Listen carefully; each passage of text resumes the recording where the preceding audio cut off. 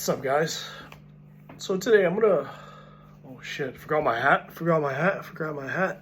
Here we go. Here we go. Can't do this shit without my hat. You know what I'm saying? All right. All right. All right. Gotta cover my my bald head. Okay. So. But yeah. What was I gonna say? Okay. So today I'm gonna talk about stance switching, in MMA and whether or not you should be a switch hitter. Okay. So, MMA seems like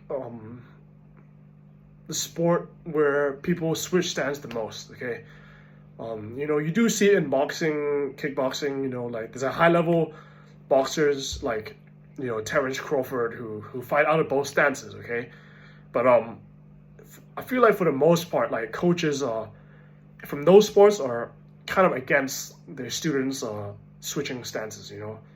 And I understand why they would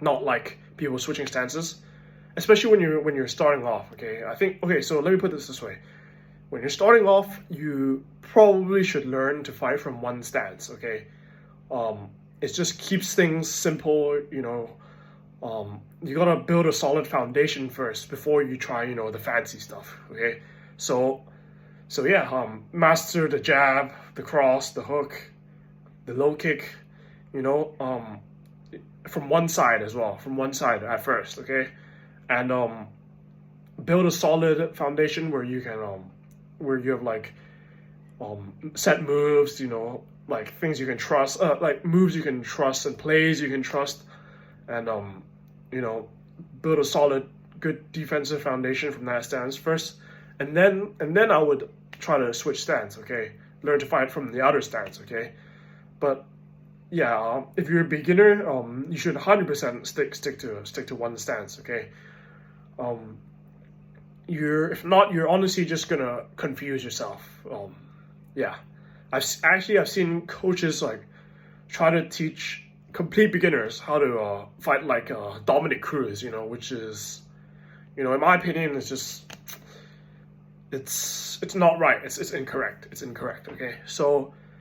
But yeah, moving on. Like I think there is definitely a place for a big place for stance switching, especially in modern day MMA. Okay, so there's just so many more attacks from different angles you can generate from switching stance. Like say you're southpaw, you step forward into a orthodox stance, and your opponent's going to be surprised and it's gonna take a couple seconds for him to register that on his brain, and then before you know it, boom, boom, you might even have knocked him out. Say like, watch like George Masvidal's knockout against Darren Till. I think that's a very good example of that. And yeah, defensively, there's also many things that you can achieve from like from stance switching. Like sometimes you're being cut off in the cage, and you need to circle out, and you might have to switch to another stance to circle out safer and more smoothly. It also goes for when you're cutting people off on the cage or the ropes. Like sometimes it's just easier to cut someone off in a different stance. Like that's just the way it is. The way territory or like human anatomy works. Sometimes you just have to switch stance in order to get what you want. Okay. Also another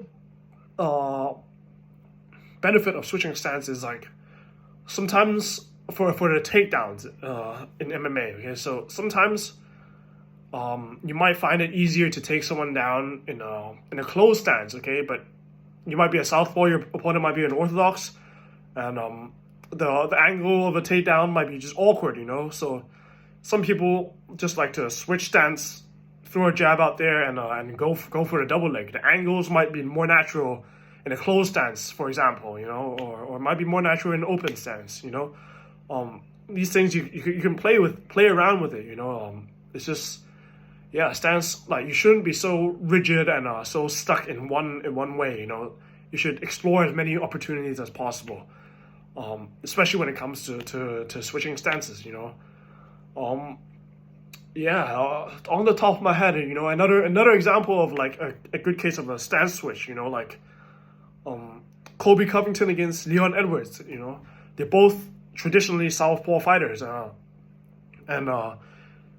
before the fight, Colby was going like, "Oh yeah, I do very well against southpaw, no, against another southpaw, and he does very badly against a southpaw fighter. So I'm gonna run through this guy." And then guess what? Leon Edwards probably heard that interview, and he comes out with an orthodox stance, okay, which probably threw off Colby because he was just still and didn't really do anything for the whole fight really, okay. So, and even after the fight, he mentioned in the interview saying like, "Oh, I thought he was going to come out in southpaw, but he came out in orthodox, and that really threw me off."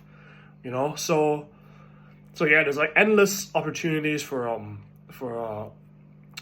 stance switches, and it definitely has its place in MMA today. Like, yeah, all the top fighters switch stances. Like not all, but like, a lot of them do. A lot of them do. Like Israel Adesanya, Bilal Muhammad, the welterweight champ. He fights out of both stances. Like he switches to southpaw occasionally. He's mainly like a orthodox fighter, but he does switch into southpaw. Who else? Leon Edwards fights out of both stances.